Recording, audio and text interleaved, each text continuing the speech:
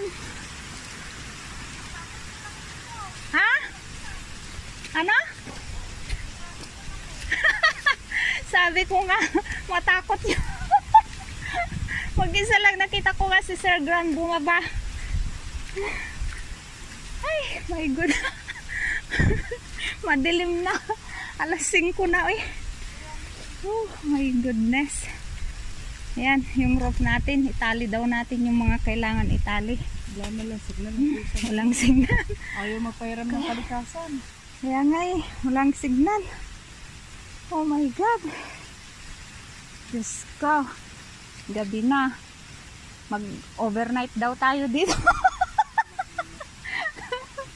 Ay. Sabi nga ni Cook nyo eh, bakit hindi kukuha si Sir Grant ng ibang ano? Ay, bumalik na siya? Yan na, binalik na si Kobe. Asan si Maria? Nandun na iwan. Hindi takot. Makatakot na yun na. Wala na. Sandali.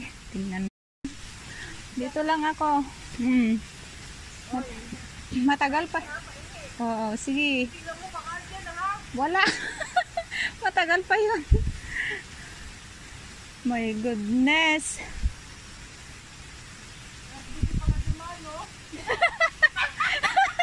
Hindi yan dadaan. Hindi dyan dadaan yan. Makyat. Nakasasakyan. Hindi pa bumaba si Mudra ko. Hindi pa bumababa? Hindi pa. Ang alam niya siguro nandun ako nagluluto na.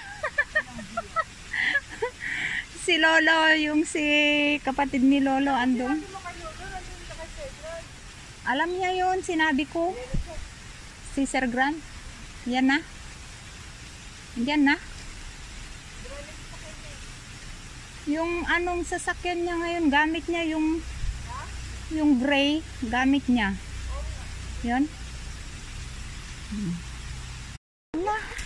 Mag-isa ka lang dyan? Oo. Ayan, i-check na natin. Andun pa sila, madam. Nagtiti. Sabi sa ako ni ate, bakit ka kasi hindi ka nagpaalam? Eh, kaya ka pala hinanap ni Mudra mo. Kasi ako, hinanap daw ako ni madam ko kay madam mo. Naghanap pa lang ko. Oo.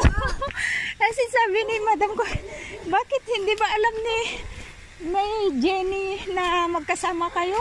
Baka hindi mo upol na. O, kaya pala ang lakas. Oo. Ang lakas. Ikaw nalakyat? Ako na lang. Kami nahawakan ko. Oh. Hawakan mo yung Lakas ng tubig. dito. Ano ko. Wait lang ta.